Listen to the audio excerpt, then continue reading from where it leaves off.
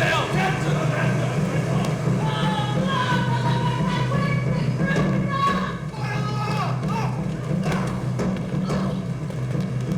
Good boat! I'm bringing up people below! You're not here, you're more later! If you're coming, you're doing assistance! Down to the topmast! Yeah, I know, I'm bringing this rod with anchors! Link upon this howling! Shall we give horn toll? Have you a mind to sink? Work you men!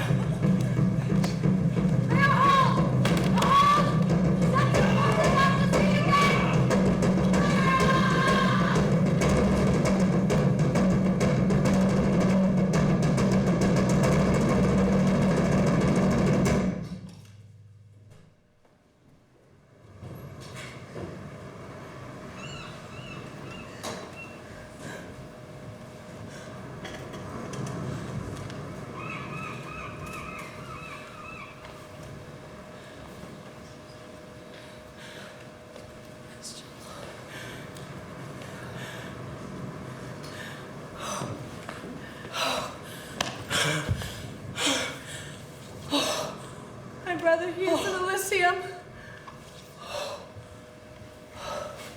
Oh, my poor brother.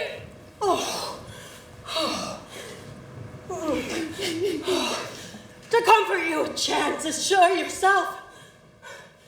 After our ship did split, and you and those poor souls saved with you clung to our driving boat, I saw your brother, most provident in peril, bind himself, both courage and hope, teaching him the practice, to a strong mast that lived upon the sea, where like Arion on the dolphin's back, I saw him hold acquaintance with the waves, as long as I could see. For saying so, there's gold. Perchance he is not drowned. What think you, sailor? It is perchance you yourself were saved. And so perchance may he be.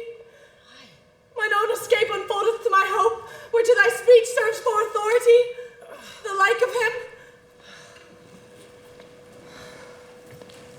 What country friend is this? This is Illyria, lady. Knowest thou this country? Aye, madam, well. For I was born and bred not 3 hours from this very place. Who governs here? A noble duke, in nature and in name, Orsino. Orsino? I have heard my father name him. He was a bachelor then. Oh, and so is now, or was so very late, because 'twas about a month ago I went from hence, and then was fresh in a murmur. As you know, what great one to do, the less will praise of, that he did seek the love of fair Lydia. What's she? Virtuous maid, the daughter of a count who died some 12 months since. Then, leaving her in the protection of his son, her brother, whom she loved dearly and whom also shortly died, they say she has abjured the company of men. Oh, that I served that lady, and might not be delivered to the world till I had made mine own occasion mellow. What my estate is. Well, that'd be hard to compass, for she'll accept no kind of suit, not even the duke's. There is a fair behavior in thee, captain. I prithee, and I'll pay thee bounteously. Present myself as a boy unto him. Conceal me what I am, and be my aid for such disguise as haply shall become the form of my intent. I'll serve this duke. What else may hap, to time I will commit. I'm serious.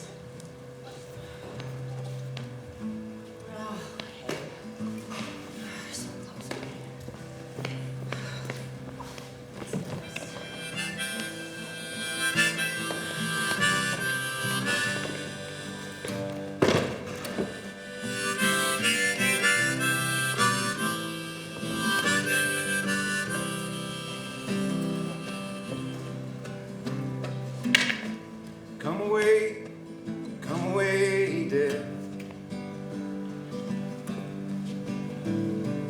And in sad Cyprus, let me be laid.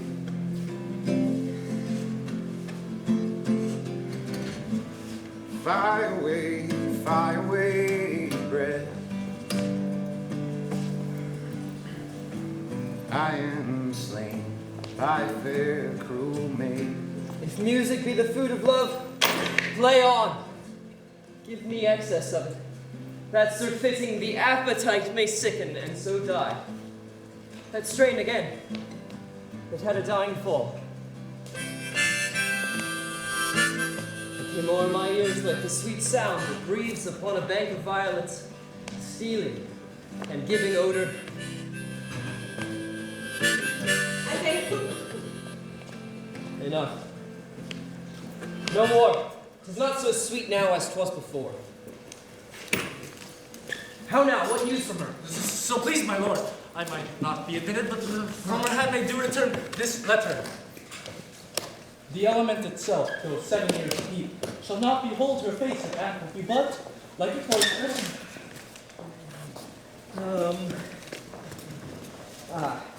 All this to season a brother's dead love, which she would keep fresh and lasting in her sad remembrance. She that hath a heart of that fine frame, to pay this debt of love but to a brother. How will she love, when the rich golden shaft hath killed the flock of all affections else that live in her? When liver, heart, and brain, these sovereign thrones, are all supplied and filled, their sweet perfections, with one self king. Good morrow, sir. Oh, is the day so young? But news struck 9. Ay me, sad hours seem long. But sadness lengthens your hours. Not having that which having makes them short. In love? Out Of love? of her favor, where I am in love. Alas, that love, so gentle in his view, should be so tyrannous and rough in proof. Alas, that love, whose view is muffled still, should without eyes see pathways to his will. Oh, heavy lightness, serious vanity, misshapen chaos of well-seeming forms, feather of lead, bright smoke, cold fire, sick health, still waking sleep that is not what it is, this love I feel, that feel no love in this. Dost thou not laugh? No, sir, I rather weep. Good heart at what? At thy good heart's oppression. Such is love's transgression, a sickness most discreet, a choking gall, and preserving sweet. Farewell, young sir. Soft! I will go along.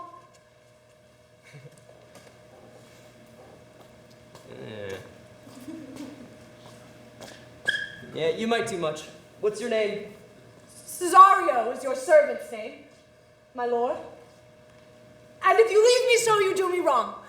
Tell me in sadness, who is that you love? Oh, what shall I groan and tell thee?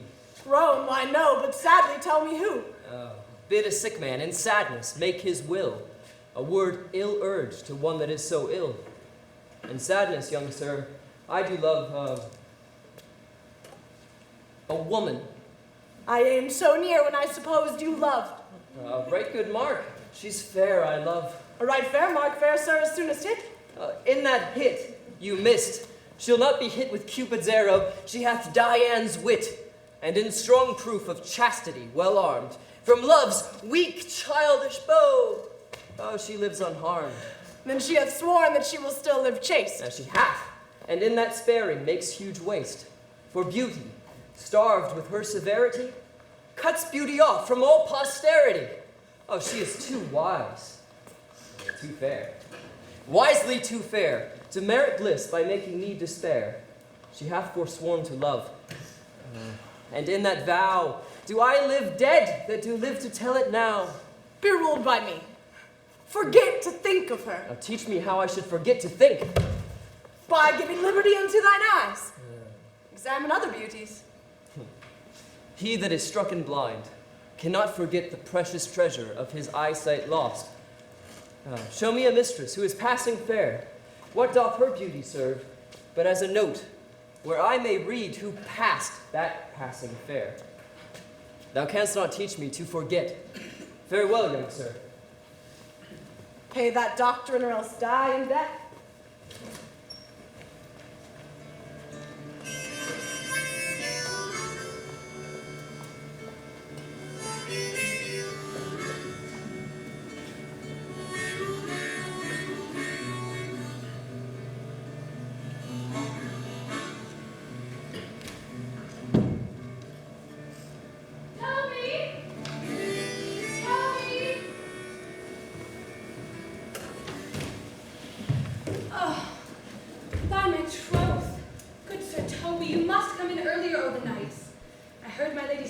Yesterday.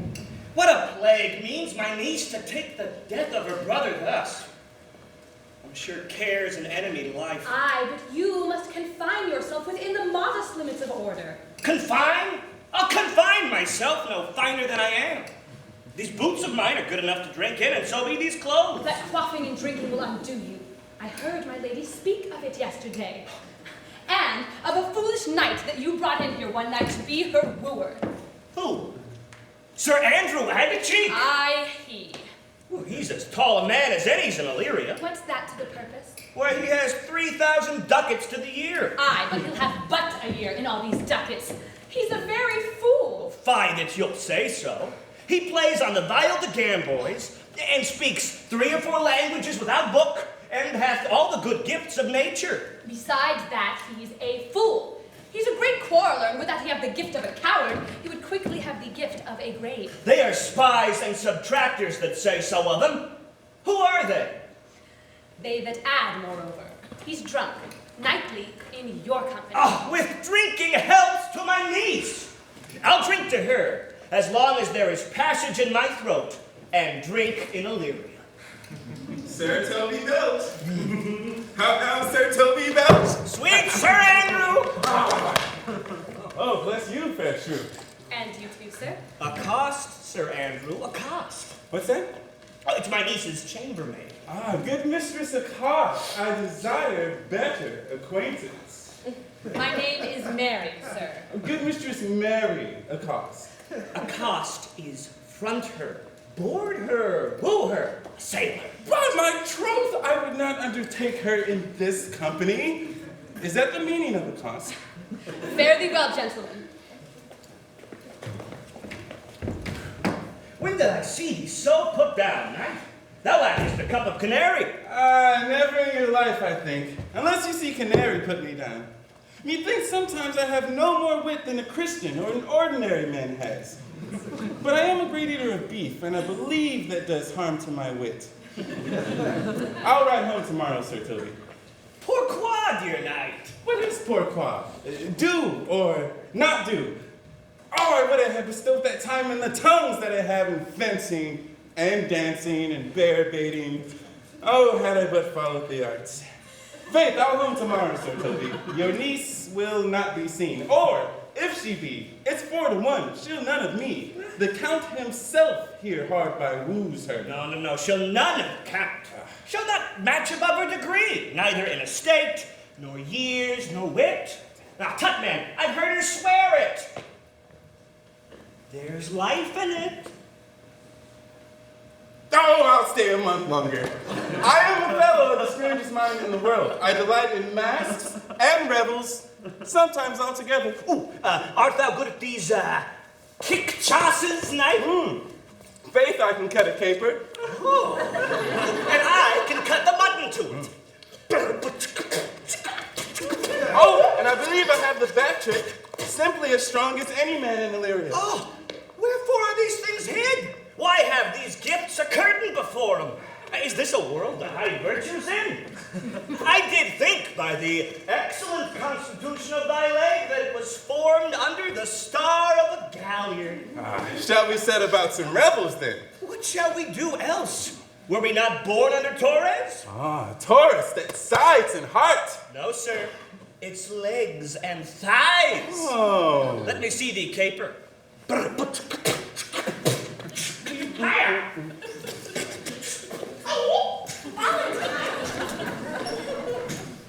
If the Duke continue these favors towards you, Cesario. You are like to be much in fact.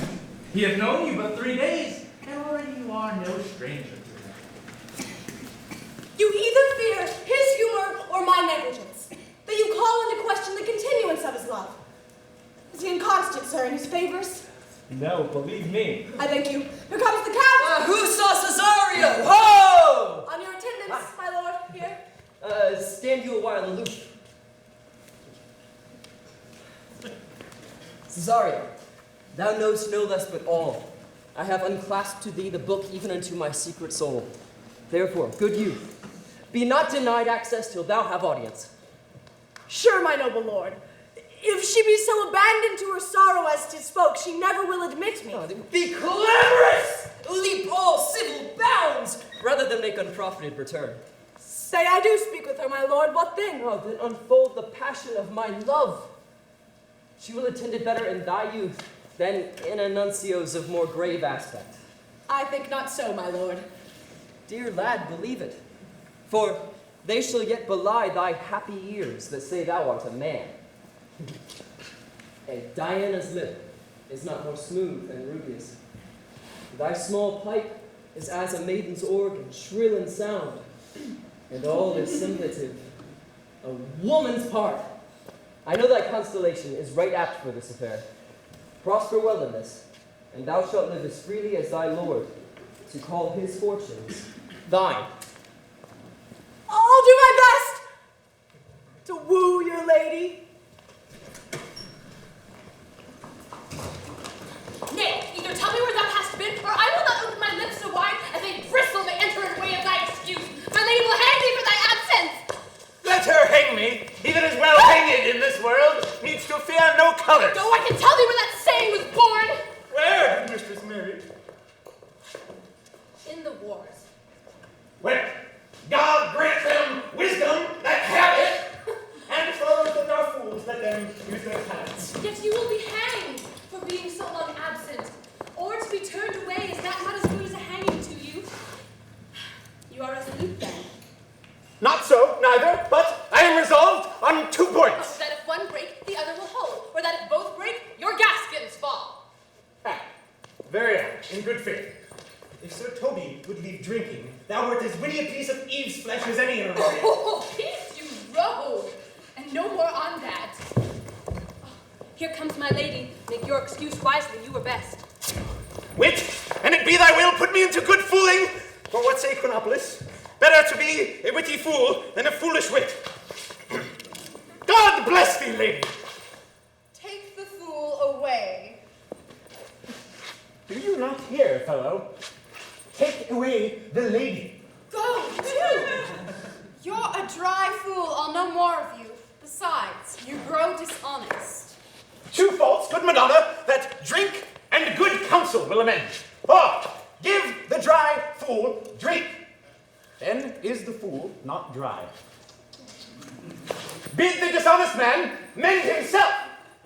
If he mend, he is no longer dishonest. If he cannot, let the botcher mend him. For anything that's mended is but patching.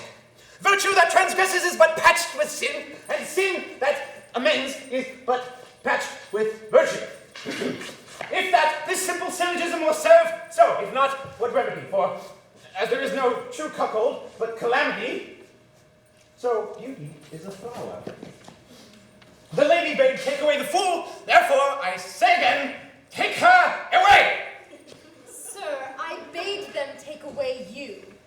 Misprising in the highest degree! Good madame, give me leave to prove you a fool. Can you do it? Dexterously, good madame. Make your proof. Good Madonna, why mourn'st thou? Good fool for my brother's death. I think his soul is in hell. I know his soul is in heaven, fool. Well, all the more fool, Madonna, to mourn for your brother's soul being in heaven. Take away the fool. What think you of this fool, Malvolio? Doth he not mend? Yes, and shall do so till the pangs of death shake him. Infirmity, that decays the wise, doth ever make the better fool. And on God send you, sir, a speedy infirmity, for the better increasing your folly. Ha! I marvel that your ladyship takes delight in such a barren rascal. Look you now, he's out of his guard already. Unless you laugh and minister occasion to him, he is gagged. I protest. I take these wise men who so crow at these set kind of fools no better than the fool Z's. Oh, you are sick of self-love, Malvolio. There is no slander in an allowed fool, though he do nothing but rail, nor no railing in a known discreet man, though he do nothing but reprove. Madam, there is at the gate a young gentleman much desires to speak with you. From the Count Orsino, is it? I know not, madam. 'Tis a fair young man and well attended. Go you, Malvolio. If it be a suit from the Count, I am sick, or not at home. What you will to dismiss it. Now, you see, sir, how your fooling grows old and how people dislike it. Thou hast spoke for us, Madonna, as if thy eldest son should be a fool, whose skull drove cram with brains. For here he comes. One of your kin has a most weak pia mater. By mine honor, half drunk. What is he at the gate, cousin? Gentlemen. A gentleman. What gentleman? He's a gentleman. Plague of his pickle hair. How now, son? Good sir, tell me! Cousin! Cousin! How have you come so early by this lethargy? Lechery? I defy lechery. One at the gate. Aye, Mary, what is he? Let him be the devil, and he will, I care not. What's a drunken man like, fool? Like a drowned man, a madman, and a fool. One draft above heat makes him a fool. The next one mads him, and the third drowns him. Go thou and seek the coroner, for he's in the 3rd degree of drink. He's drowned. He's but mad yet. And so the fool shall look to the mad man.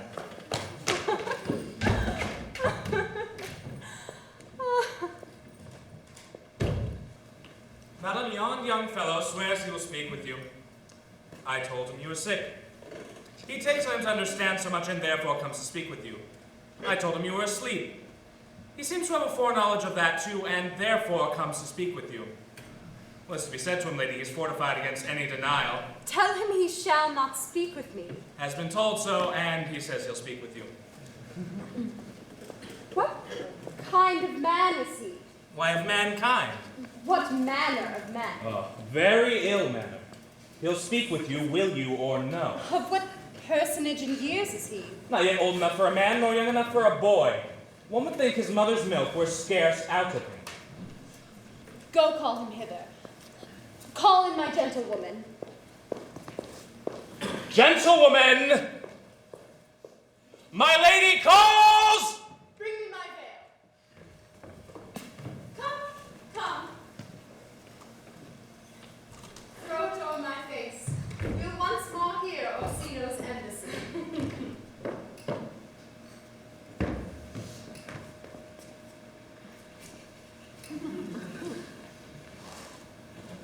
The honorable lady of the house. Which is she? Speak to me. I shall answer for her. Your will. Most radiant, exquisite, and unmatchable beauty. I pray you tell me if this be the lady of the house, for I never saw her. I would be loath to cast away my speech, for besides that it is excellently well pinned, I have taken great pains to con it. Whence came you, sir? Oh, I can say little more than I have studied, and that question's out of my part. Good gentleman, give me modest assurance, if you be the lady of the house, that I may proceed in my speech. Are you an actor? No, my profound heart! And yet, by the very fangs of malice, I swear I am not that I play. Are you the lady of the house? If I do not usurp myself, I am. Most certain if you are she, you do usurp yourself. For what is yours to bestow is not yours to reserve. But this is from my commission. I will on with my speech in your praise, and then show you the heart of my message. Come to what is important. I forgive you the praise. Alas, I took great pains to study it, and 'tis poetical. It is the more light to be feigned. I pray you keep it in. I heard you were saucy at my gates, and allowed your approach rather to wonder to you than to hear you. If you be not mad, be gone. If you have reason, be brief. 'Tis not that time of moon with me to make in one so skipping a dialogue. Will you hoist sail, sir? Here lies your way. No, good swabber, I'm to haul here a little longer. Sure, you have some hideous matter to deliver when the courtesy of it is so fearful. The rudeness that hath appeared in me have I learned from my entertainment. What I am, and what I would, are as secret as maidenhead. To your ears, divinity. To any others, profanation. Give us this place alone. We will hear this divinity. Now, sir, what is your text? Most sweet lady! A comfortable doctrine, and much may be said of it. Where lies your text? In Orsino's bosom. In his bosom. In what chapter of his bosom? To answer by the method in the first of his heart. Oh, I have read it. It is heresy. Have you no more to say? Good madam, let me see your face. Have you any commission from your lord to negotiate with my face? You are now out of your text. But we will draw the curtain and show you the picture. Look you, it's not well done. Excellently done. If God did all. 'Tis in grain, sir, 'twill endure wind and weather. 'Tis beauty truly blent, whose red and white nature's own sweet, cunning hand laid on. Lady, you are the cruelest she alive if you will lead these graces to the grave and leave the world no copy. Oh, I will not be so hard-hearted. I will give out various schedules of my beauty. It shall be inventoried in every particle and utensil labeled to my will as item. 2 lips, indifferent red item. 2 gray eyes with lids to them. Item 1 neck, 1 chin, and so forth. Were you sent hither to praise me? I see what you are. You are too proud. But if you are the devil, you are fair. My lord and master loves you. Oh, such love could be but recompense though you were crowned the nonpareil of beauty. How does he love me? With adorations, with fertile tears, with groans that thunder love, with sighs of fire. Your lord does know my mind. I cannot love him. He might have took his answer long ago. If I did love you in my master's flame, with such a suffering, such a deadly life, in your denial I would find no sense. I would not understand it. Why? What would you? Make me a willow cabin at your gate, and call upon my soul within the house. Write loyal cantons of contemned love and sing them loud even in the dead of night. Halloo your name to the reverberant hills and make the babbling gossip of the air cry out, oh, Lydia! Oh, you should not rest between the elements of air and earth, but you should pity me. You might do much. What is your parentage? Above my fortunes, yet my state is well. I am a gentleman. Get you to your lord. I cannot love him. Let him send no more, unless, perchance, you come to me again to tell me how he takes it. I thank you for your pains. Fare you well. Spend this for me. I am no feed post, lady. Keep your purse. My master, not myself, lacks recompense. Love make his heart of flint that you shall love, and let your fervor, like my master's, be placed in contempt. Farewell, fair cruelty. What is your parentage? Above my fortunes, yet my state is well. I am a gentleman. I'll be sworn thou art. Thy tongue, thy face, thy limbs, actions, and spirit do give thee 5-fold blazon. Not too fast. Soft, soft. Unless the master were the man. How now? Even so quickly may one catch the plague. Methinks I feel this youth's perfections with an invisible and subtle stealth to creep in hath mine eyes. Well, let it be. What ho, Malvolio? Here, madam, at your service. Run after that same messenger, the county's man. He left this ring behind him, would I or not. Tell him all none of it. If that the youth will come again this way tomorrow, I'll give him reasons for it.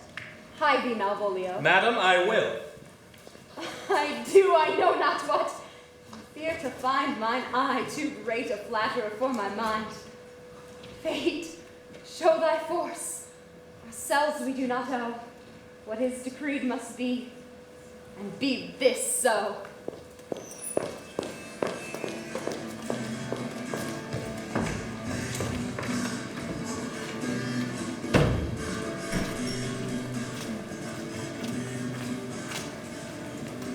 Were not you even now with the Countess Olivia? Even now, sir? She returns this ring to you, sir. You might have saved me my pains to have taken it away yourself. She adds, moreover, that you never be so hardy to come again in her affairs, unless it be to report your lord's taking of this. Receive it so. She took the ring of me, all none of it. Come, sir, you peevishly threw it at her. And her will is it should be so returned. If it be worth stooping for, there it lies in your eye. If not, be it his who finds it.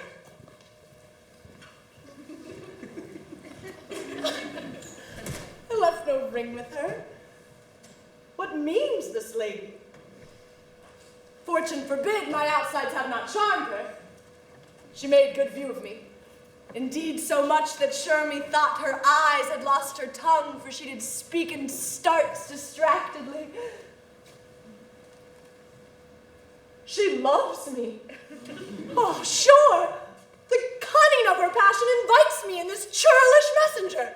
None of my lord's ring, why he sends her none. I am the man. If it be so, as 'tis, poor lady, she were better love a dream. How will this badge? My master loves her dearly, and I, poor monster, fond as much on him, and she, mistaken, seems to dote on me.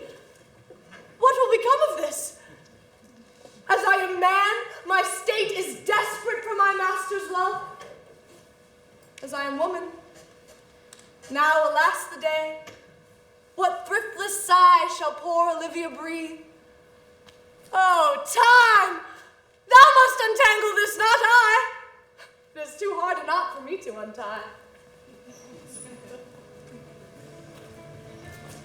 Approach, Sir Andrew, approach!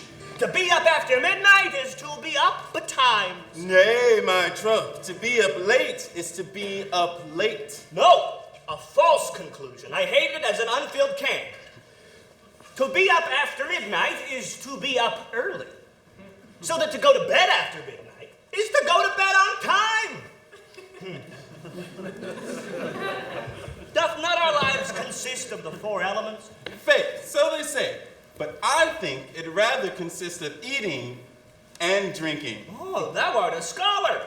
Let us therefore eat and drink. Mariah! Mariah! Mariah! A scoop of wine? What a caterwauling do you keep here? If my lady had not roused her servant Malvolio and bid him turn you out of doors, never trust me. Hey, let's have a catch. Oh, in sooth, thou wast in very gracious fooling last night, when thou spokest of Picrochromatus, of the Vapians passing the equinoctial of Cubus. 'Twas very good of faith. I sent thee sixpence for thy foolery, hadst it? I did impecticos thy gratuity, for Malvolio's nose is no whipstock, and my lady has a white hand, and the myrmidons are no bottle ale houses. Excellent, wife. This is the best fooling when all is done.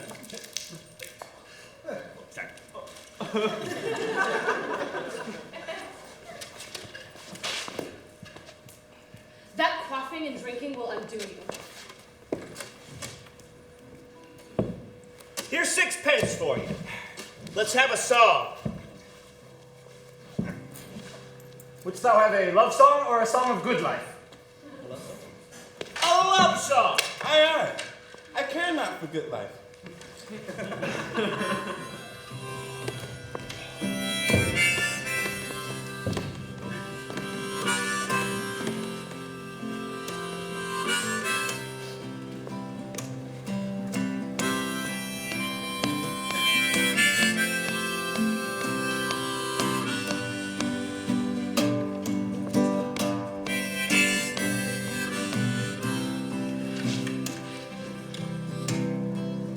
Oh, mistress mine, where are you roaming?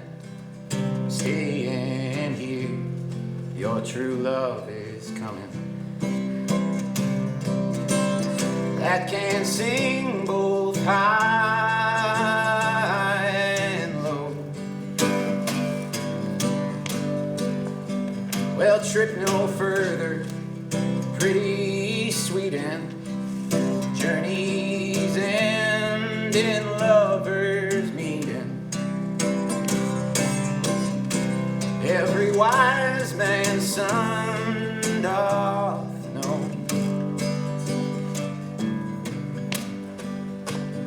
In delay there lies no plenty, so come kiss me sweet and 20.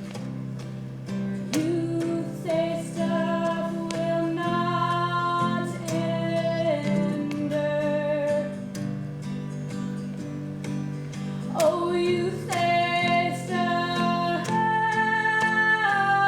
will not hinder. A mellifluous voice, as I am a true knight. A contagious breath. Oh, very sweet and contagious of faith. Come, shall we make the welkin dance indeed?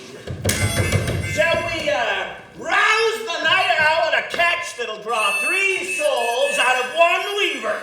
Shall we do that? Most certainly. Let our catch be thou, knave. Hold thy peace, thou knave. I shall be constrained in it to call thee knave, knight. Oh, 'tis not the first time I have constrained one to call me knave. Come, fool, it begins.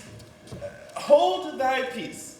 I shall never begin if I hold my peace. Ah, very good. Come, begin.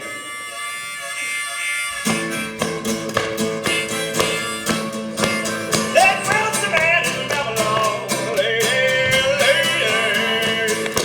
Surely the knight's an admirable fool. Oh, he does well enough if he be disposed. He does it with a better grace. I do it more naturally.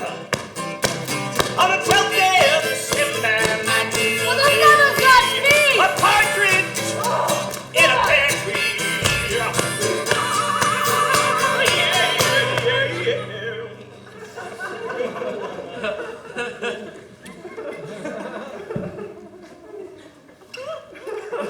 My masters, are you mad? Or what are you? Have you no wit, manners, nor honesty, but to gabble like tinkers at this time of night? Do ye make an alehouse of my lady's house? Have you no respect of place, persons, or time in you? Well, we did keep time, sir. In our catches. Sir Toby, I must be round with you. My lady bade me tell you that though she harbors you as her kinsman, she is nothing allied to your disorders. Now, if you can separate yourself and your misdemeanors, you are welcome to the house. If not, and it would please you to take leave of her, she is very willing to bid you farewell. Farewell, dear hearts, since I must now be gone. Nay, good Sir Toby! Alas, his eyes do show his days are almost done. So, but I will never Sir Toby, there you lie. Ah, 'tis much credit to you! Oh, shall I bid him go and spare not? Oh, no, you dare not. Oh, sir, you lie.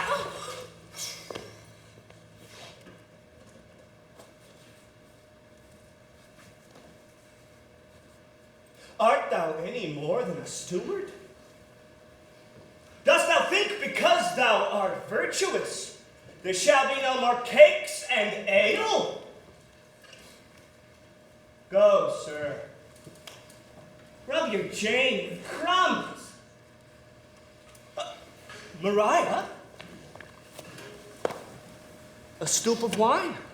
Mistress Mary, if you prized my lady's favor at anything more than contempt, you would not give means for this uncivil rule.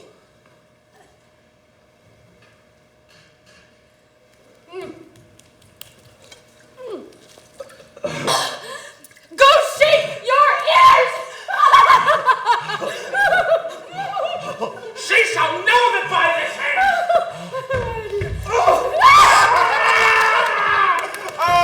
Oh, 'twas good indeed to challenge him in the field, then break promise with him and make a fool of him. Do it, Knight. I'll write thee a challenge myself, or bear thy indignation to him by word of mouth. Sweet Sir Toby, be patient for tonight. As for Monsieur Malvolio, let me alone with him. If I cannot gull him into a nayword and make him a common recreation, do not think that I have wit enough to lie straight in my bed. I know I can do it. Possess us. Possess us. Tell us something of him.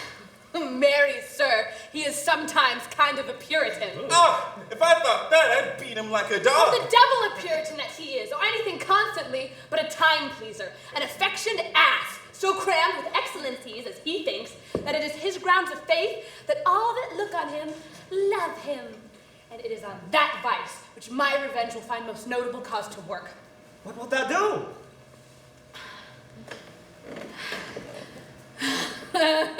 I will drop in his way some obscure epistles of love wherein he will find himself most feelingly personated. Oh, I can write very like your lady, your niece, my lady. On a forgotten matter, we can hardly make distinction of our hands. Excellent. I smell a device. I have it in my nose, too. Ye will think by the letters thou wilt drop that they come from my niece, and that she's in love with him. Oh, 'twill be admirable. Oh, I know my physic will work with him. For this night, to bed, and dream on the event. Farewell. Good night, Penthesilea. Before me, she's a good wench. She's a beagle. And true bred. One that adores me. What of that? I was adored once, too. Come, Knight. Let's to bed. Thou hast need send for more money. If I cannot recover your niece, I am a foul way out. Send for more money, Knight. If thou hast her not in the end, call me Cut. Come, it's too early to go to bed. Let's go burn some sack. Come on, Knight.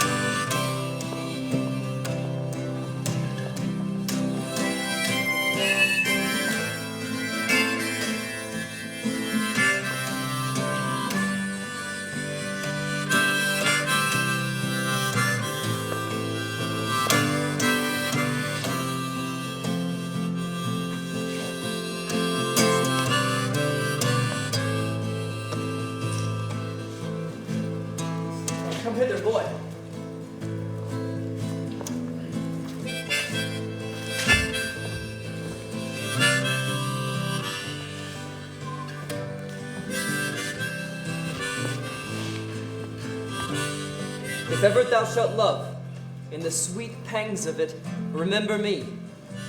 For I am, as all true lovers are, unstaid and skittish in all motions, save in the constant image of the creature that is beloved.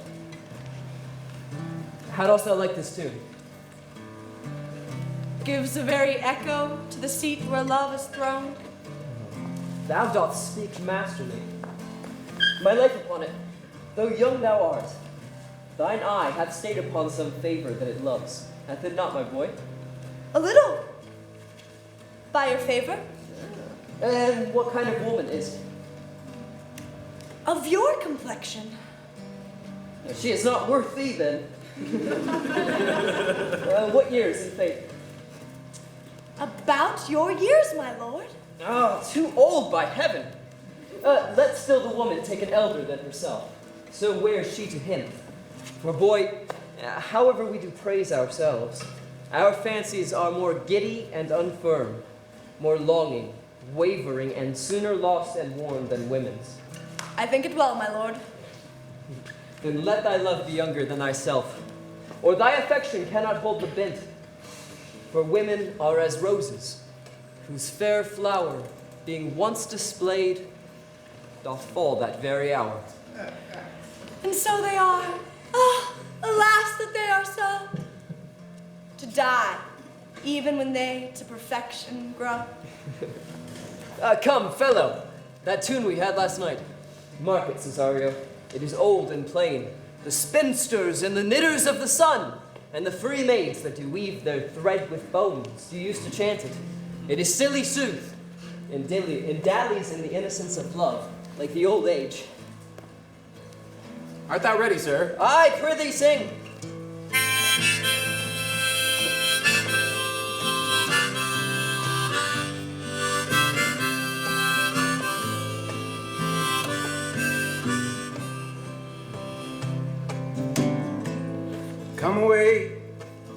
Come away, dead, and in sad cypress let me be laid. Fly away, breath. I am slain by a fair, cruel maid. My shroud of white, it's stuck all with you. Oh, prepare it. My part of death, no one so true did share it.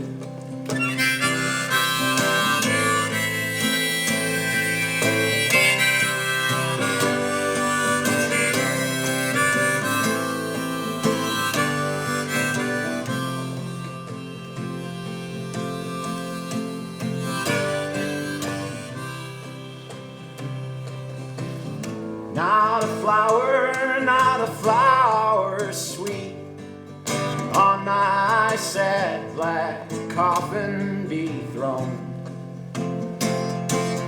Not a friend will greet my poor corpse where my bones shall be thrown.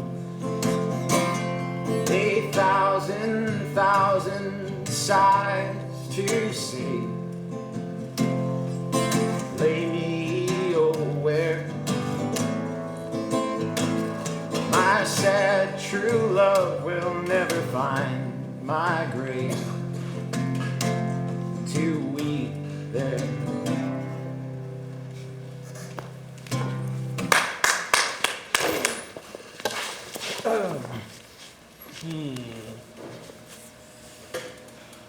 Here's for thy pains. No pain, sir. I do take pleasure in singing, sir. I'll pay thy pleasure then. And truly, pleasure shall be paid in good time. Give us now leave to leave thee. Now may the melancholy god protect thee. And may the tailor make thy doublet of a changeable taffeta. For thy mind is a very opal. I would have men of such constancy put to sea, so that their business may be everywhere and their affairs everything. For such is that always makes a grand voyage of nothing. Farewell.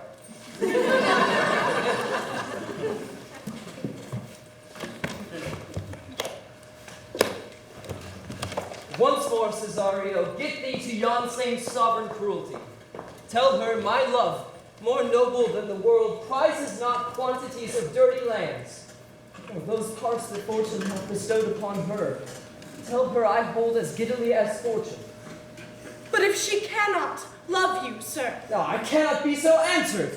Sooth, but you must. Say that some lady, as perhaps there is, hath for your love as great a pang of heart as you have for Olivia. You cannot love her, you tell her so. Must she not then be answered? No, there are no woman's sides can bide the beating of so strong a passion as love doth give my heart. Yeah, make no compare between that love a woman can give me and that I owe Olivia. Aye, but I know. Oh, what dost thou know? Too well what love women to men may owe. In faith they are as true of heart as we.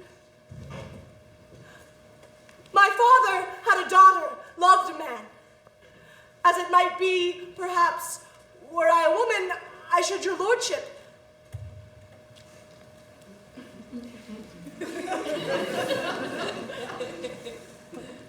And what's her history? A blank, my lord. She never told her love, but let concealment like a worm in the bud feed on her damask cheek. She pined and thought, and with a green and yellow melancholy sat like patience on a monument, smiling at grief. Was this not love indeed? We men may say more, swear more, but indeed our shows are more than will. For still we prove much in our vows and little in our love. But died your sister of her love, my boy? I am all the daughters of my father's house, and all the sons too. And yet I know not.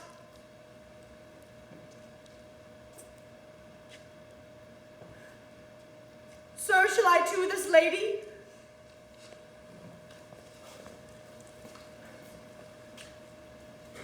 Aye, that's the thing. To her in haste. Give her this jewel. Say my love can give no place.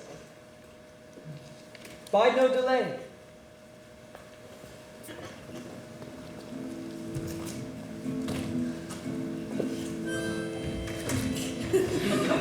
Senor Sassafras. Nay, how come? If I miss a scruple of this sport, let me be boiled to death in melancholy. How now, my medal of India? Get thee into the box tree. Malvolio is coming down this walk. He has been practicing in his lantern behaviors to his own shadow this past half hour. Close, in the name of justice. Go, hide.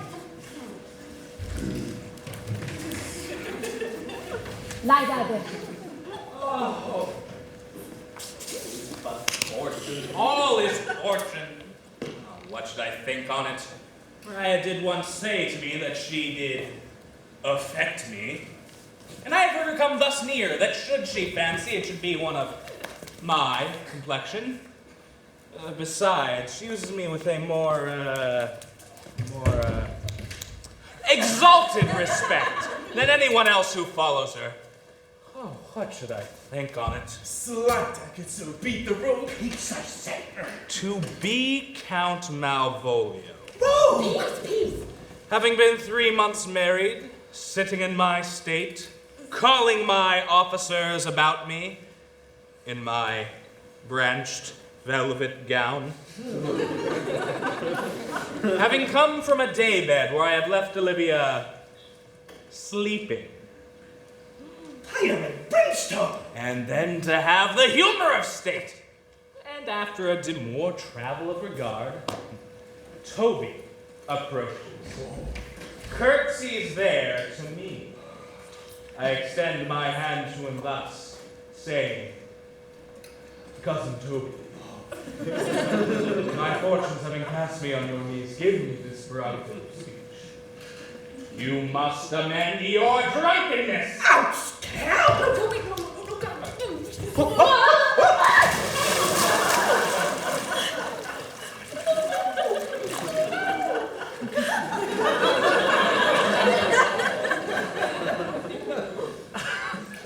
Besides, you waste the treasure of your time with a foolish knight, one Sir Andrew.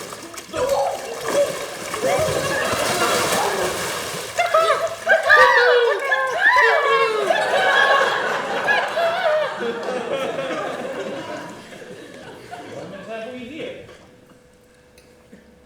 Like, this is my lady's hand. Soft and the symbol of her ring with which she used to seal. 'Tis my lady. To whom should this be?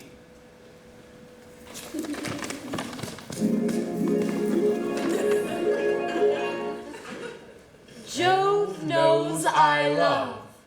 But who? M-O-A-I doth sway my life.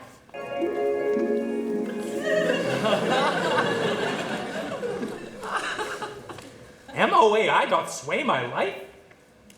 Nay, but first, let me see.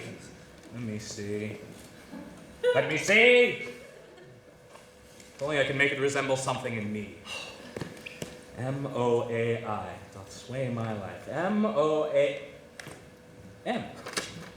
Malvolio.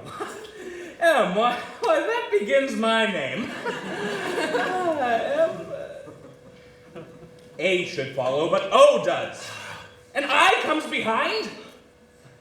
M-O-A-I. This simulation is not as the former. And yet to crush it a little, it would bow to me, for every one of those letters are in my name. Soft. Here follows prose.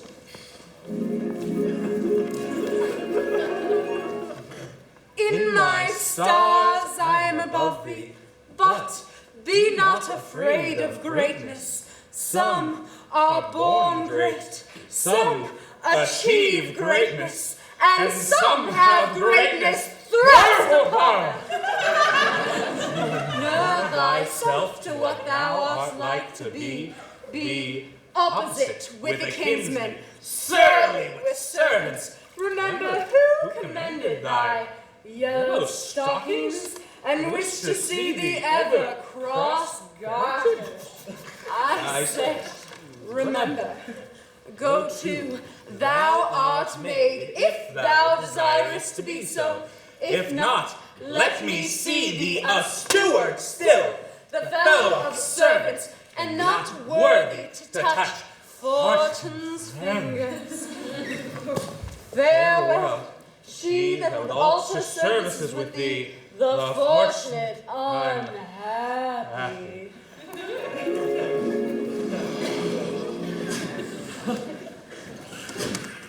Daylight and champagne discovers not more. This is open.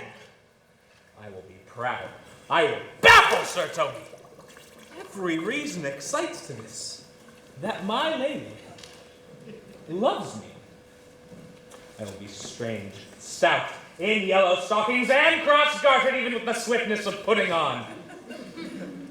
Jove and my stars be praised. Here is it a postscript.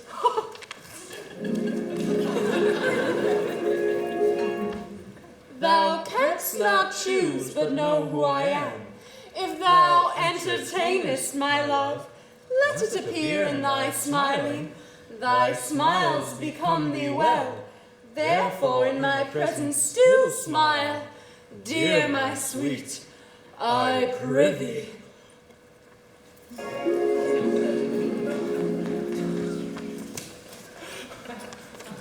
Jove, I thank thee. I will smile. I will do everything that thou wilt have me.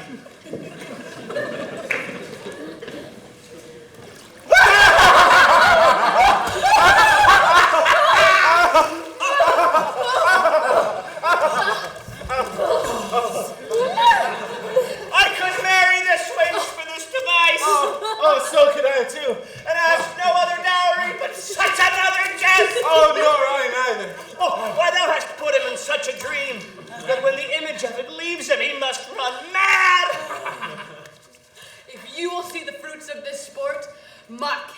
first approach before my lady.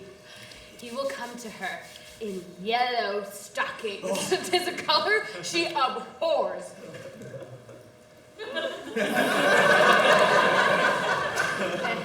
If you see the event, follow me. To the gates of Tartar, thou most excellent devil of a wit!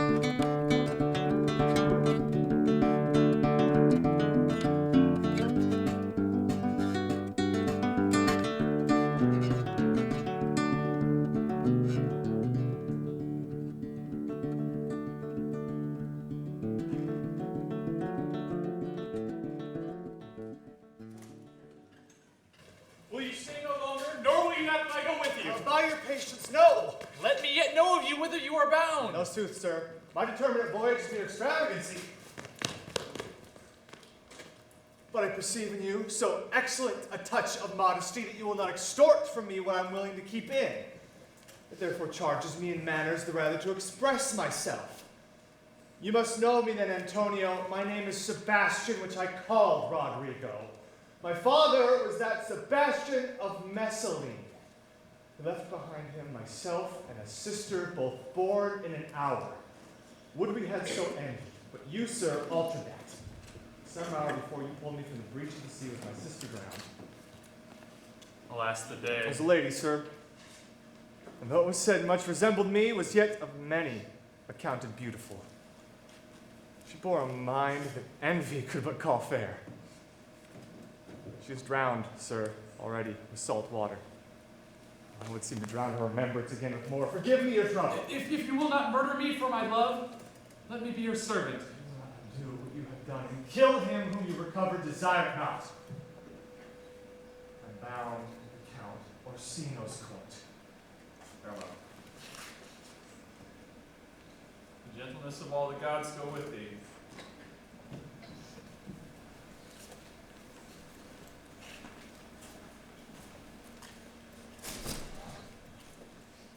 I have many enemies in Count Orsino's court.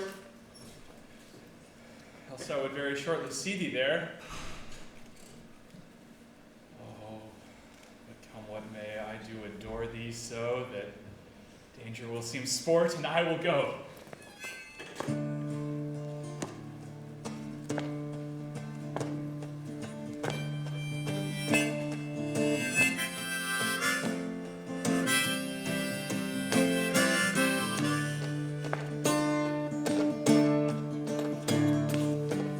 I used to rise and run with the moon, though I lived like a rake and a young man. For my lovers I'd cover in flowers and wounds, in my laughter the devil would frighten. In the sun she would come and beat me back down, but every cruel day had its nightfall, and I'd welcome the stars with wine and guitar, full of fire and forgetful.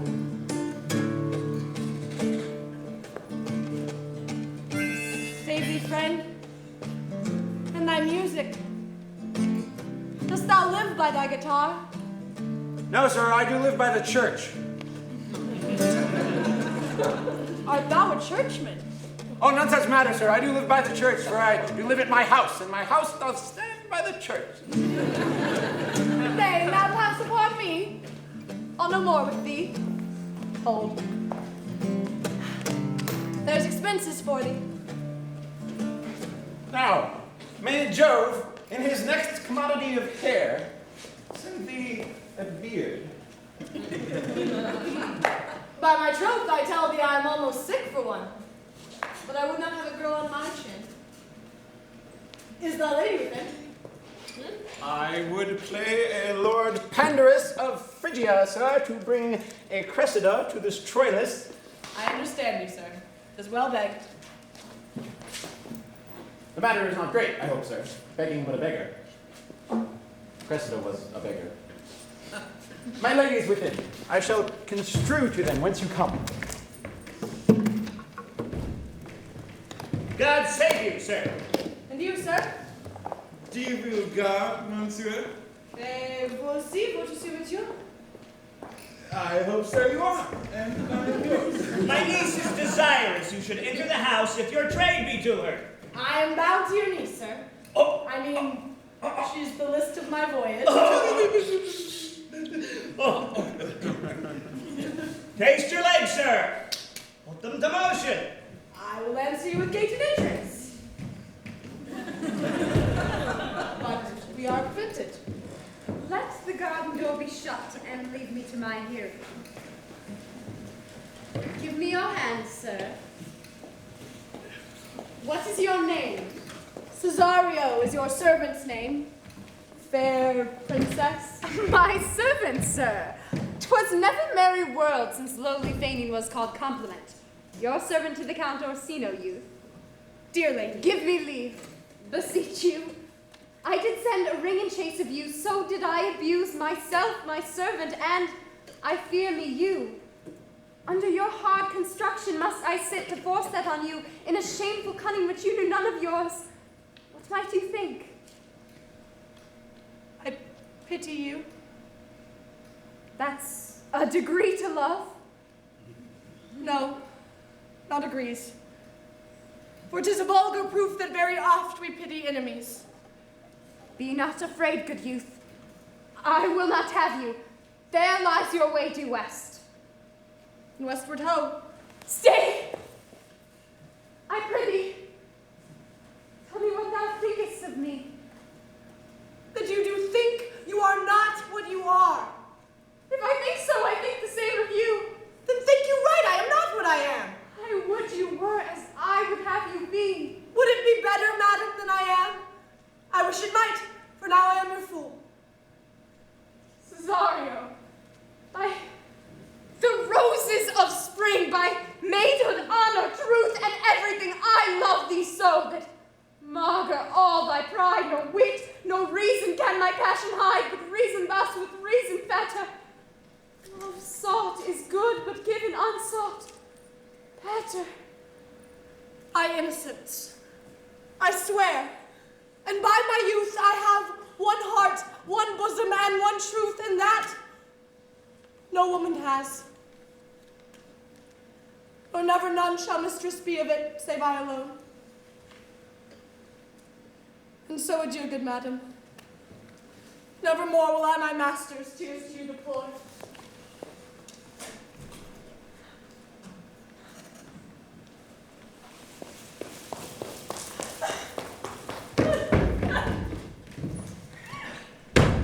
No faith. I'll stay not a jot longer. Thy reason, dear Venom, give thy reason. I saw your niece do more favors to the Count's serving men than ever she bestowed upon me. I saw it in the orchard. Well, did she see thee the while, old boy? Tell me that. As plain as I see you now. Well, this was a great argument of loving her towards you. Slight, would you make an ass of me? She did show favor to the youth in your sight, only to exasperate you, to awake your dormouse valor, to put fire in your heart and brimstone in your liver. This was looked for at your hand, and this was balked.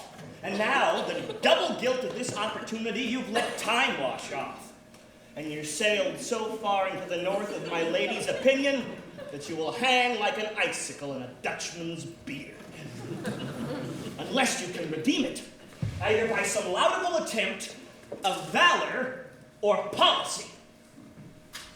And to be anyway, it must be with valor, for policy I hate.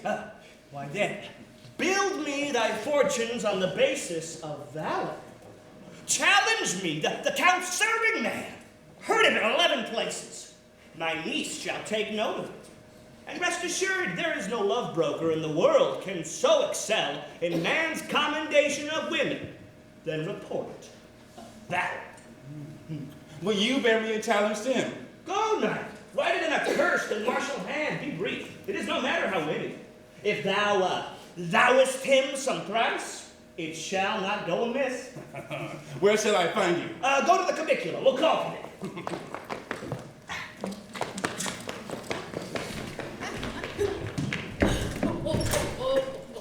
If you desire the spleen and will laugh yourself into stitches, follow me. Yon gull Malvolio has turned heathen, a very renegado. He is in yellow stockings. Oh, and cross-gartered? Most villainously. Oh. He does obey every point of the letter that I dropped to betray him. Come, show me where he is.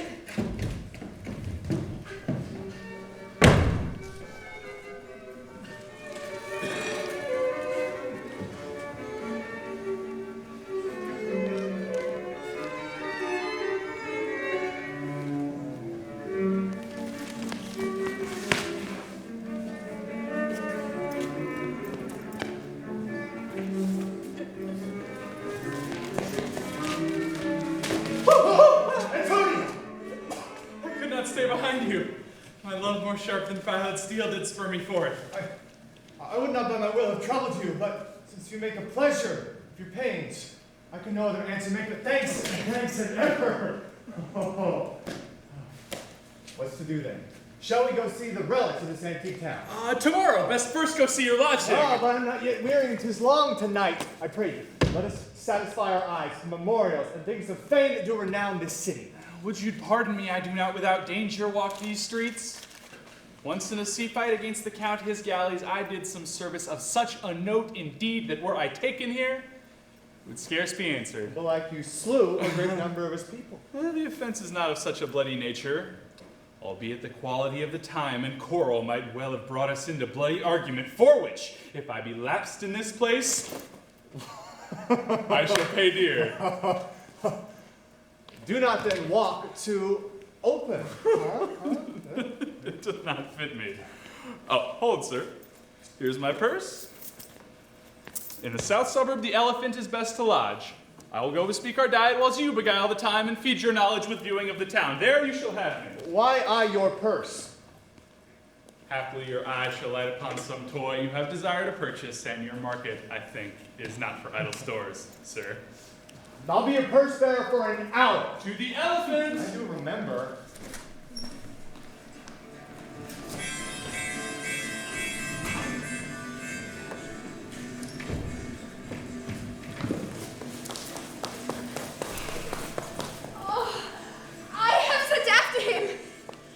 He'll come. How shall I feast him? What bestow of him? For youth is bought more often begged or borrowed. I speak too loud. Where is Malvolio?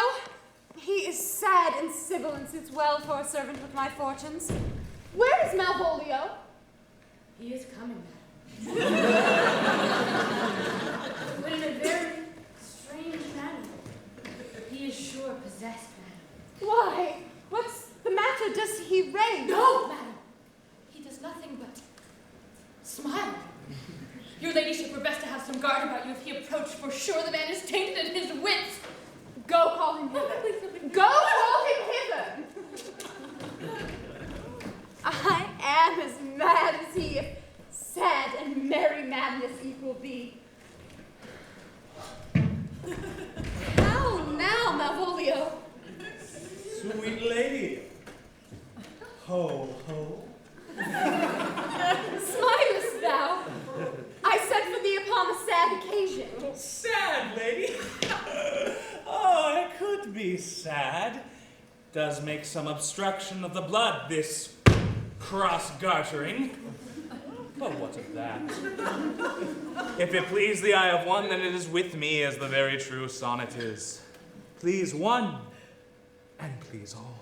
Why, how dost thou, man? What is the matter with thee? Not black in my mind, though yellow in my legs.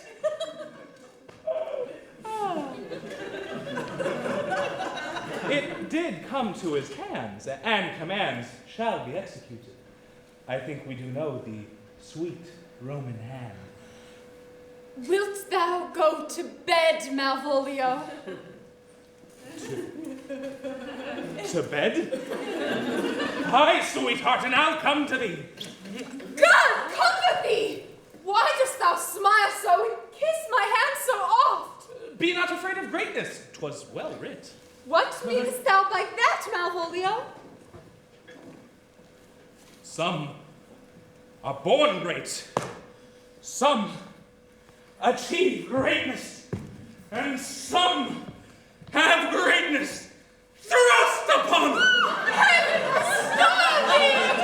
Remember who commended thy yellow stockings? Thy yellow stockings! And wished to see thee ever cross-gartered? Cross-gartered! Go to. Thou art made if thou desirest to be so. If not, let me see thee a steward still. Why, this is very midsummer madness.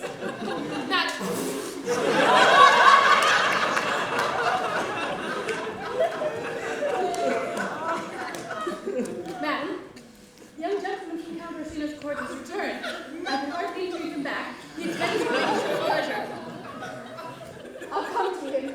Quick, Mariah, let this fellow. Where is my cousin Toby? Let some of my people have a special care of him.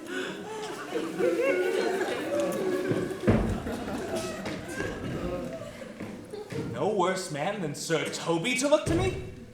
This concurs directly with the letter. She sent him on purpose so that I may appear stubborn to him, for she incites me to that in the letter. I have lined her. But that is Job's doing. And Job make me thankful. And when she went away just now, let this fellow be looked to. Fellow. Not Malvolio, nor after my degree, but fellow. Why, everything adheres together. There's no dram of a scruple, no scruple of a scruple, no obstacle, no incredulous or unsafe circumstance. What can be said? Nothing that can come between me and the full prospects of my hopes. Well, Job, not I, is the doer of this, and he is to be thanked. Which way is he in the name of sanctity? If all the devils of hell and legion himself possessed him, yet I will speak to him. Here he is. How is it with you, sir? How is it with you, man? Go off! I discard you. Leave me to my private. Go off, go off. Oh, how hollow the fiend speaks within him. May God he not be bewitched. Sir Toby, my lady prays you have a care of him. Does she now? Oh, go to. We must deal gentle with him. How now, Malvolio? How is't with you? What, man, defy the devil. Consider he's an enemy to mankind. Do you know what you say? La, you defy the devil. See how he takes it apart. Oh, pray God he not be bewitched. My lady will not lose him for more than I'll say. How now, mistress? Toby, get him to pray. Get him to say his My prayers! Oh, God, I warned you he will not hear of godliness. Go! Hang yourselves all! You are idle, shallow things! I am not one of your elements. You shall know more hereafter.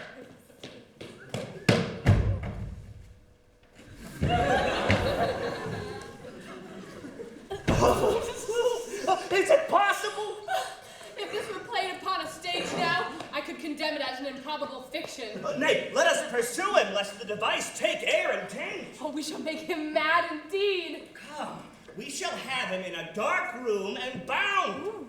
My niece is already in the opinion that he's mad. We may carry it thus, for our pleasure and his penance. But see.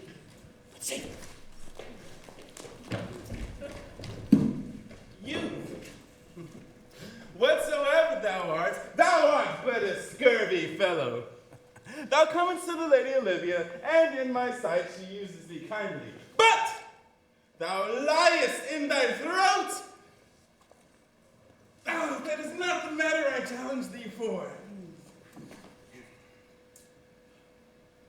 I will waylay thee, going home, where, if it be thy chance to kill me, thou killest me like a rogue and a villain.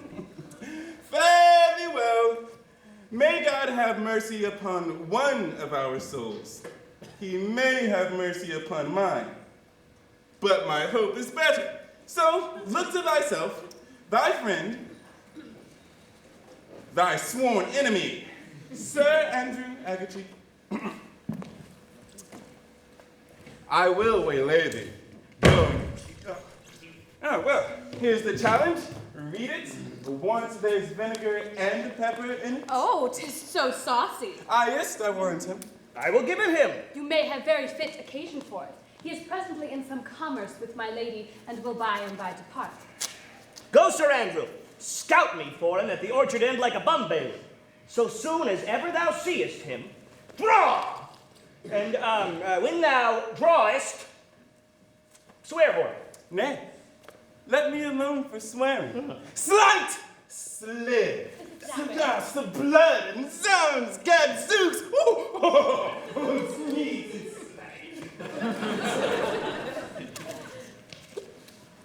I will deliver his indignation by word of mouth, and set upon Agatchik, as I know the youth will aptly receive it, into such a hideous opinion of his rage, skill, fury, and impetuosity, and drive the youth into such an opinion of him that they will kill one another by the look, like cockatrices. Oh, here he comes. Oh, okay. God save you, sir. And you, sir? That defense thou hast to take thou to it. Of the nature of the wrongs thou hast done him, I know not, but thy interceptor, bloody as the hunter, attends thee at the orchard end. You mistake, sir. I am sure no man hath any quarrel to me. I'm sure you'll find it otherwise. Therefore, if you value your life at any price, take thou to your defense. For your opposite hath in him that which youth, skill, and fury can furnish man withal. I pray you, sir, what is he? Oh, he's the very devil in private brawl. Souls and bodies hath he divorced 3. And his incensement at this moment is such that none can be satisfaction but the pangs of death. I am no fighter. I beseech you, do me this courteous office as to know that I what my offense to him is. It is something of my negligence, nothing of my purpose. I will do so. Good Maria, stay with the gentleman till my return. Pray you, lady, do you know of this matter? I know the knight is incensed against you, even to a mortal arbitrament.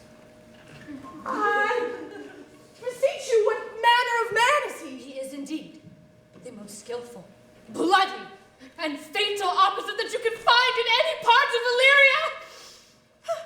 But I will try to make your peace with him if I can.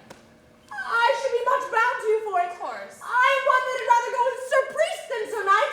I care not to know so much of my metal. Oh, my man, he's the very devil. They say he was censored and shall purge. So it is. I'll not meddle with him. He will not now be pacified. Maria can scarce hold him yonder. Plague on him. And I thought he'd been so cunning and valiant in fence, I'd have seen him damned ere I challenged him.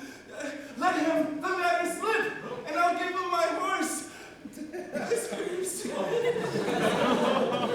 Stand here a while and give a good show.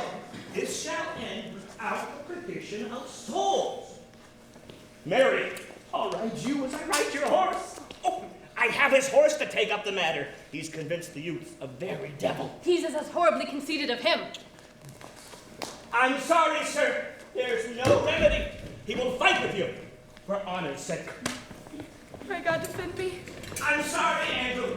There's no remedy. He'll have one bout with you for oath's sake, but he's promised me, as he is a gentleman, he will not hurt you. Therefore, sirs, draw. Pray God he keep his oath. I do assure you 'tis against my will.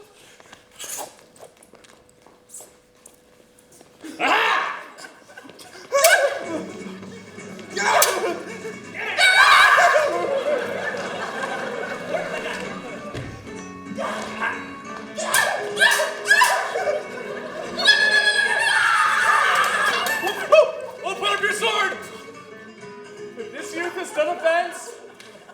fault on me. If you offend him, I for him defy you.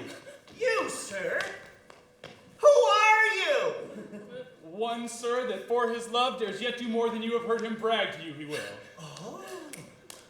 If you be an undertaker, sir, I am for you.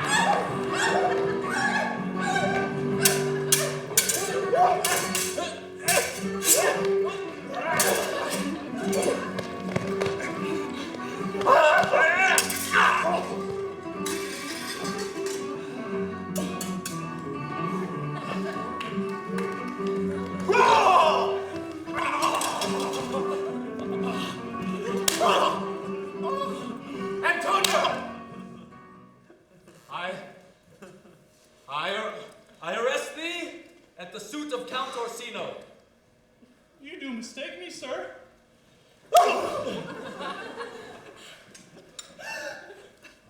No, sir, no jot.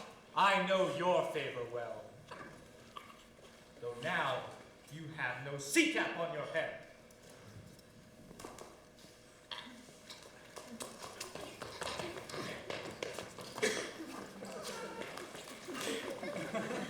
This comes with seeking you.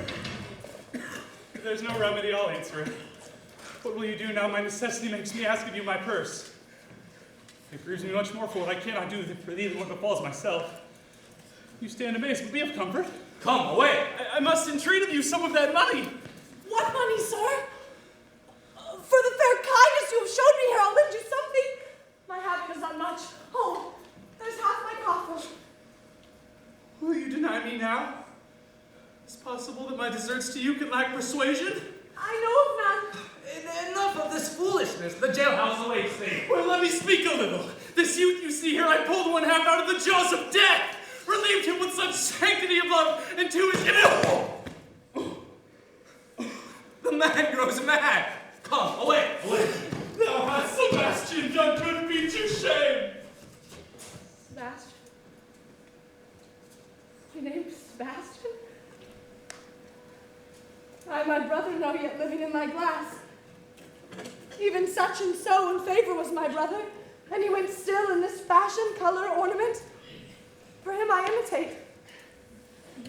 Oh, if it prove tempest so kind, and so expression love. Oh, a very dishonest and paltry boy. He appears thus in abandoning his friend.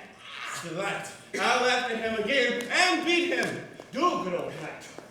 But never draw thy sword. And I do not, I might never draw sword again. Come, let's see the event. I warrant it shall be nothing.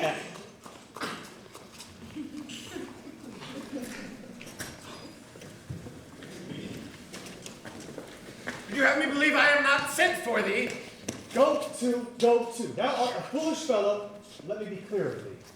Oh, well held out in faith. No, I do not know you. No, I am not sent to you by my lady to bid you come speak with her. Nor your name is not Master Cesario. Nor this is not my name neither. Nothing that is so is so. Vent thy folly somewhere else. Thou knowest not me. Vent my folly. Vent my folly. He has heard that word said of some great man, and now he applies it to a fool. Vent my folly. I prithee, ungird thy strangeness, and tell me what I shall vent to them. Shall I vent to them that thou art coming? There's gold for you. If you tarry longer, I shall give worse payment. By my troth, thou hast an open hand. Now, sir, have I met you again? Here's for you. No! Here's for thee! Hey! There! Oh, people now! Hold, sir! I'll throw your dagger over the house!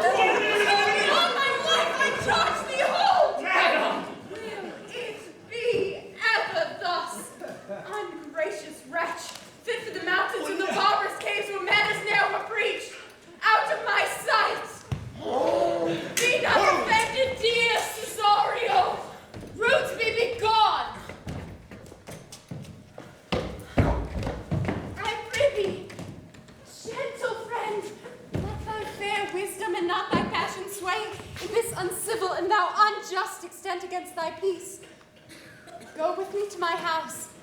Hear thou there how many fruitless pranks this ruffian hath botched up, that thou there be mayest smile at this. Do not deny, beshrew his soul for me. He started one poor heart of mine in thee. What relish is in this?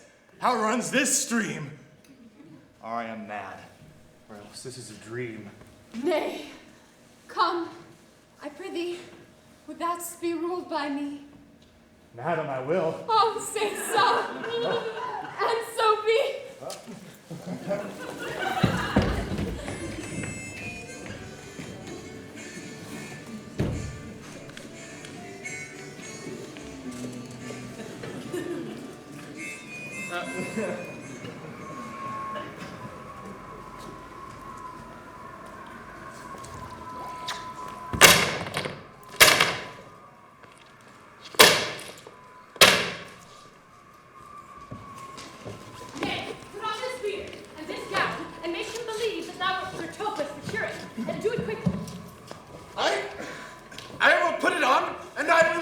Myself in it, and I were the first who ever dissembled in such a gown.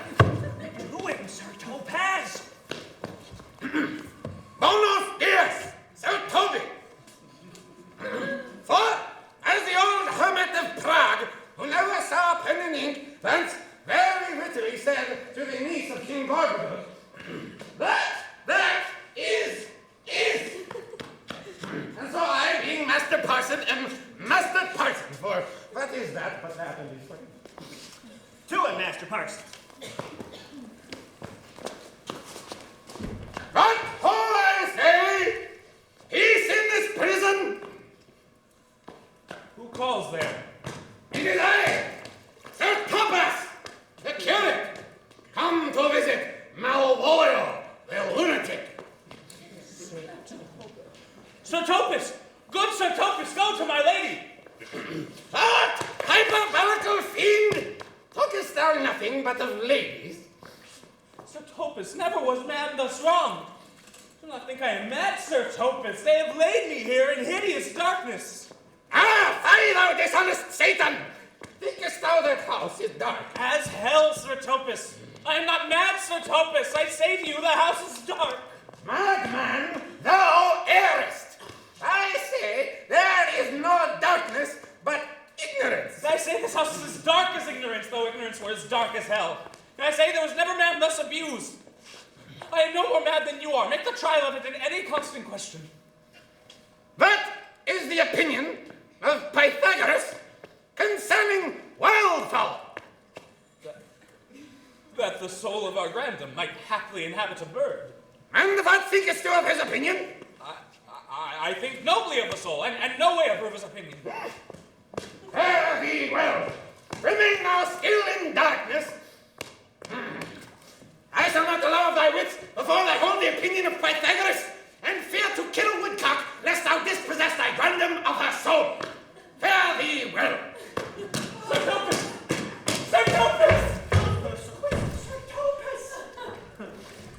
I am for our water. Thou might have done this without thy beauty gown. He sees thee not.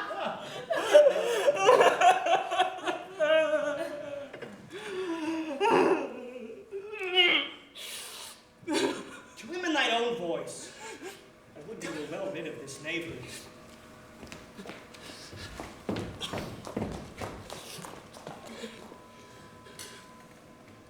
Come by and by to my chamber.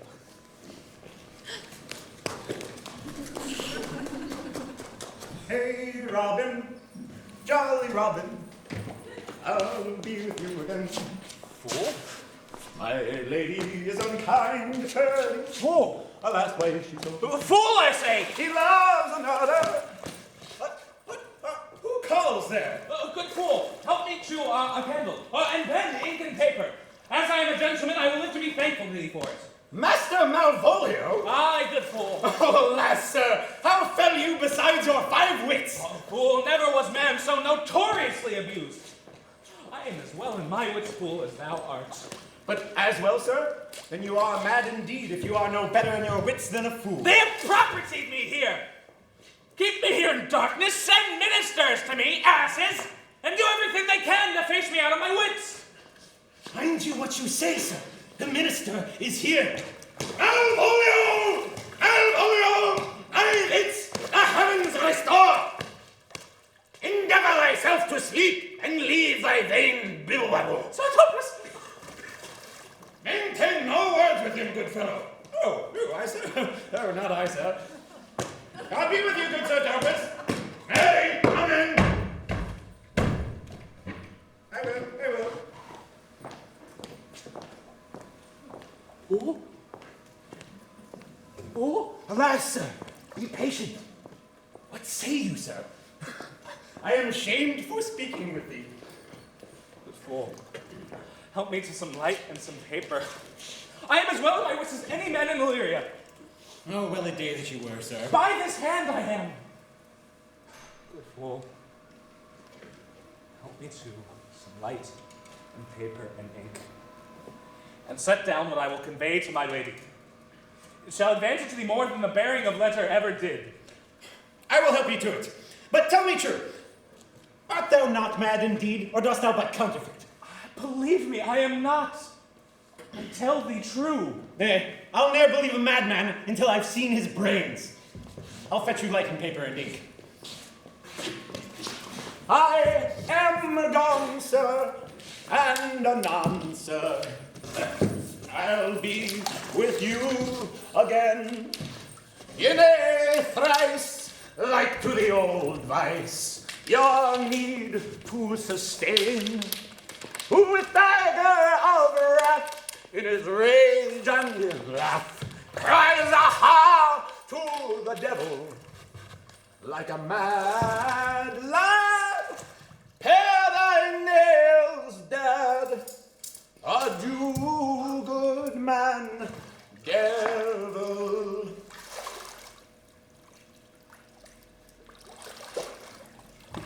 Fool, I'll requite it in the highest degree.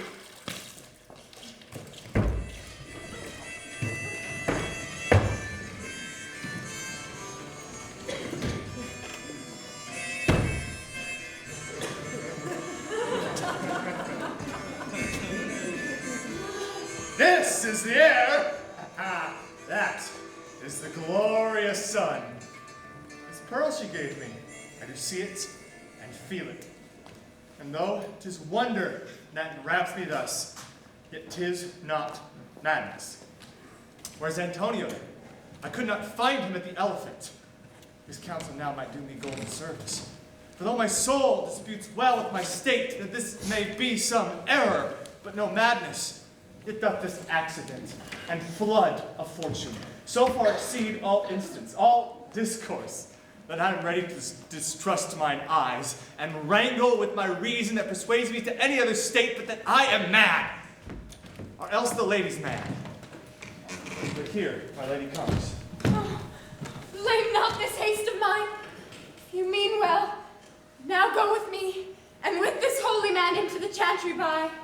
There before him and underneath that consecrated roof, plight me the full assurance of your faith, that my most jealous and too doubtful soul may live at peace. What do you say? Madam, I will follow this good man and go with you, and having sworn truth, ever shall be true. Then lead the way, good father, and heaven so shine that they may fairly note this act of mine.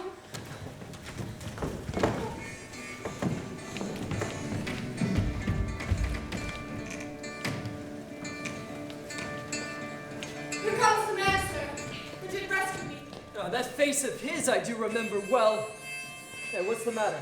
Orsino, this is that Antonio that took the phoenix and her frock from Candy, and this is he that did the tiger board here in the streets, desperate of shame and state. In private rabble did I apprehend him, sir. He did me kindness, sir. Drew on my side. Yeah, what foolish boldness brought thee to their mercies?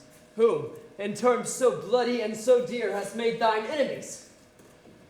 Antonio never yet was thief or pirate. A witchcraft drew me hither.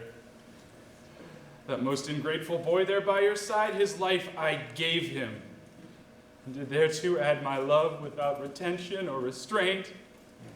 True to defend him when he was beset, where his false cunning, not wanting to partake with me in danger, taught him to face me out of his acquaintance, denied me mine own purse, which I had recommended to his use not half an hour before.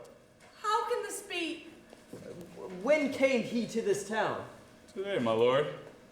And for 3 months before, no interim, both day and night did we keep company. Here comes the Countess. Now heaven walks on earth. But for thee, fellow, thy words are madness. 3 months this youth hath tended upon me. But more of that anon. Take him aside. Cesario, you did not keep promise with me. Madam? Gracious Olivia. What do you say, Cesario? Good, my lord. My lord would speak. My duty hushes me. If it be aught to the old tune, my lord, it is as fat and fulsome to mine ear as howling after music. Still so cruel. Still so constant, lord. What, to perverseness? You uncivil lady, to whose ingrate and inauspicious altars my soul, the faithfulest of offerings, breathed out that ere devotion tendered. Why should I not? Had I the heart to do it. Boy, thou hast said to me 1,000 times, thou never shouldst love a woman like to me. And all those sayings will I overswear.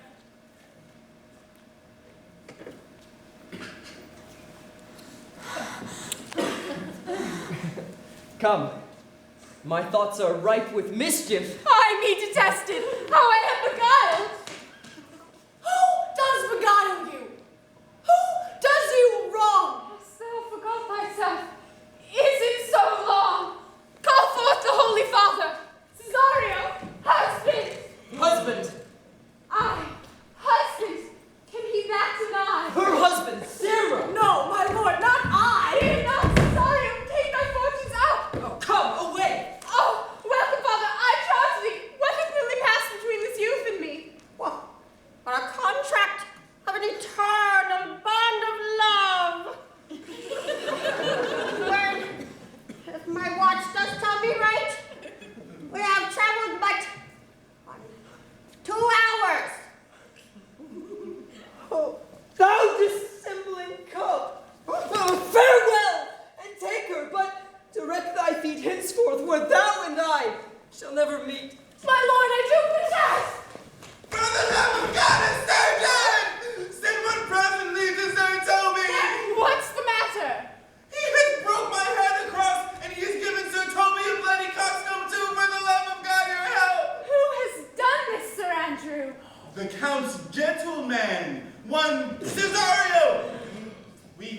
for a coward, but he's the very devil incarnate. My gentleman Cesario. Earthlifelings, there he is! You broke my head across for nothing! Why do you speak to me? I never hurt you. If a bloody coxcomb be a hurt, you have hurt me! How now? How's with you? Oh, hast hurt me, and there's an end. Hast thou seen Dick Surgeon, sir? He's drunk, sir, an hour gone. Oh, I hate a drunken rogue. Away with him. Who hath made this havoc with them? I'll help you, Sir Toby, because we'll be dressed together. Oh, wilt thou help? An asshead and a coxcomb in the name of Get him to bed and let his hurt be looked to. Ma'am, I am sorry I have hurt your kinsman. You throw a stranger guard upon me, and by that I do perceive it hath offended you. Pardon me, sweet one, even for the vows we made but so late ago. Antonio. Oh, my dear Antonio! How is the ground? Torture me since I have lost you. How have you made division of yourself? Most wonderful. I stand there. I never had a brother. Nor can there be that deity in my nature of here and everywhere. I had a sister whom the blind waves and surges have devoured. Of charity, what kin are you to me? What countryman? What name? What parentage? Of Messalene.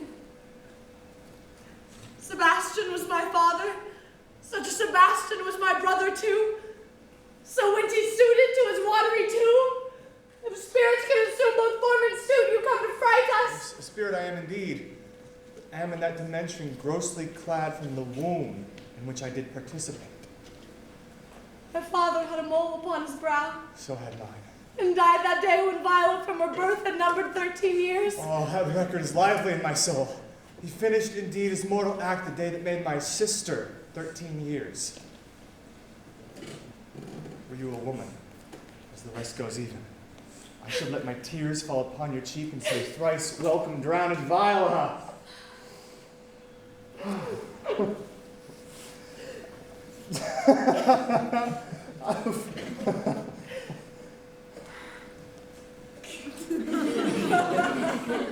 So it comes, lady, you've been mistook. But nature, in her bias, drew in that. You would have been betrothed to a maid. But now therein, by my life, are you deceived. For you are betrothed both to a maid and a man.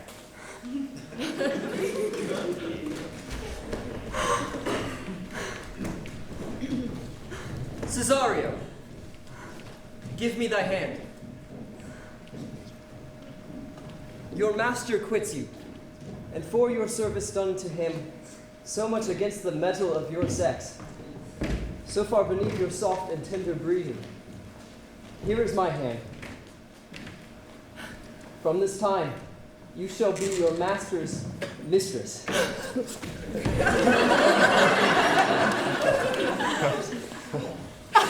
Sister, you are she.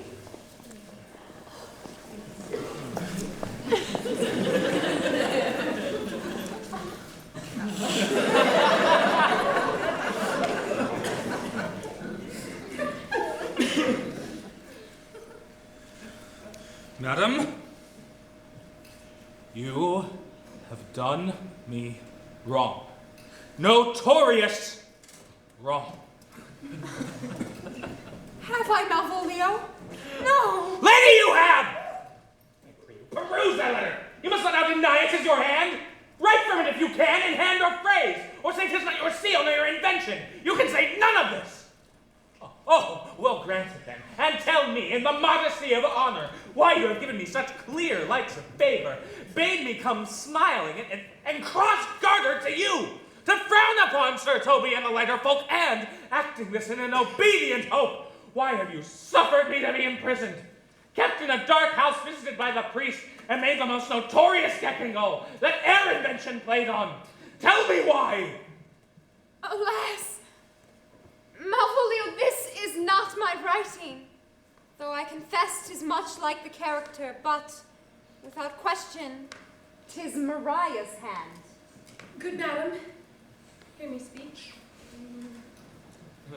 Most freely I confess, myself and Toby set this device against Malvolio here. It was I that writ the letter at Sir Toby's great importance, in recompense whereof he hath married me. How with the sportful malice it was followed, may rather pluck on laughter than revenge. If that, the injuries be justly weighed, that have on both sides passed. Alas, poor fool, how have they baffled thee? Why, some are born great, some achieve greatness, and some have greatness thrust upon them.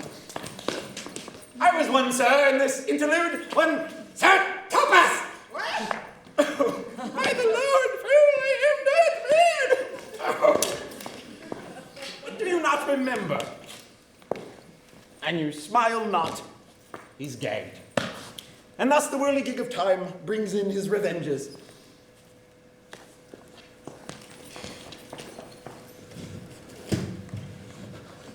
I'll be revenged on the whole pack of you!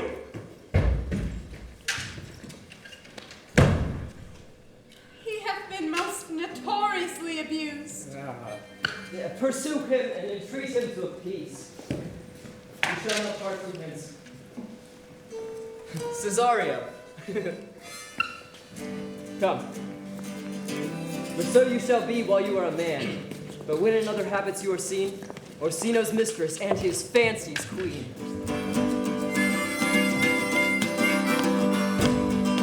When I was but and a little boy, with a hey-ho, the wind and the rain, the foolish thing was but a toy, for the rain and rain every day.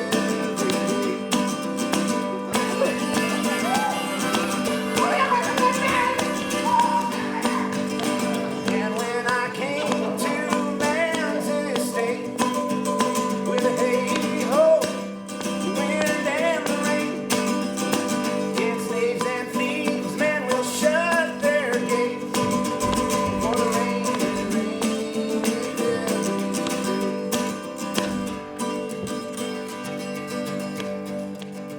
and when I came alas to wife, with a hey-ho,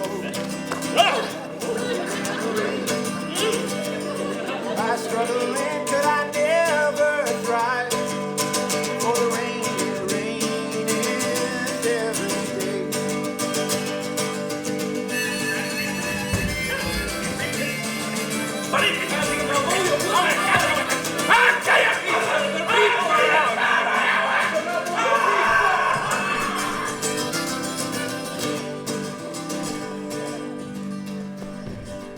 And when I came unto my bed, with a hey-ho, the wind and the rain, the tosspots still had drunken head, for the rain is every day.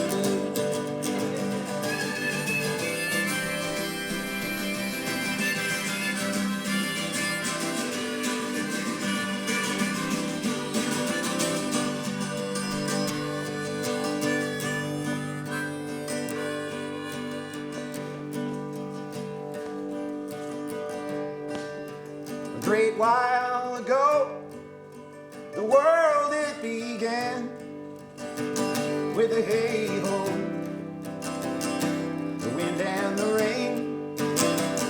But that's all one, our tale is done, and we'll strive